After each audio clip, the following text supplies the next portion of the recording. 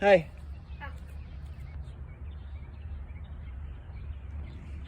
Elijah says that the cat knocked over my lumber pile.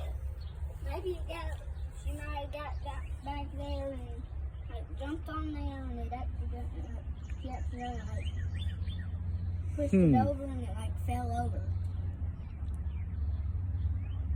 You think Papa's gonna fall for that? What? I didn't do it. I was just like right here with the cat and I was trying to help her out. And then the whole lumber pile fell over. Yep. Okay. Yeah. I was just like standing on the ground like about right here. About somewhere under that the pile. I just ran. Okay. Yeah, we better pick that up. It's not in your way where your tiger is.